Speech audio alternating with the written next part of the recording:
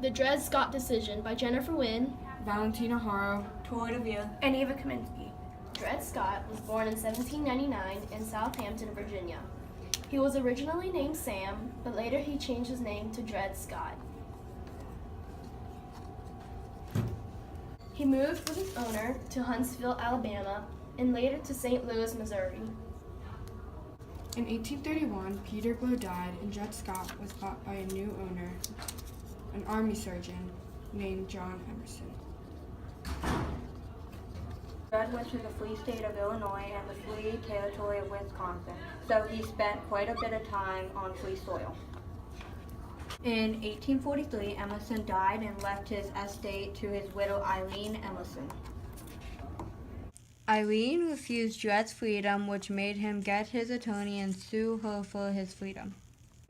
Dred's first case was in 1846 in the St. Louis's Old Courthouse.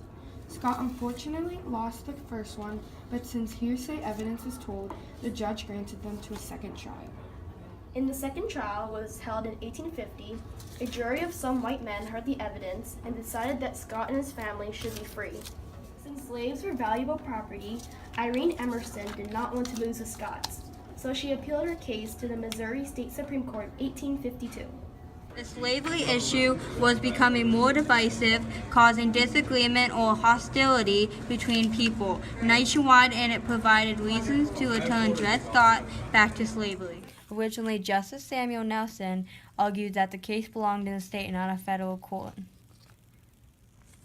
Northern anti-slavery justices John McLean of Ohio and Benjamin R. Curtis of Massachusetts countered that Scott should be freed under the Missouri Compromise because he had traveled north of the line. The Southerners wanted to rule the compromise unconstitutional. Recap of the Dred Scott decision. In conclusion, Dred Scott went to court and was determined to earn his freedom, but was rejected. After 3 months, when the Supreme Court denied their freedom, Dred Scott, along with several members of his family, was formally emancipated by Peter Blow. This event was so significant because it led to the tension of the issue of slavery. It was a huge move for Dred Scott moving forward. Dred Scott will always be remembered for his perseverance and determination.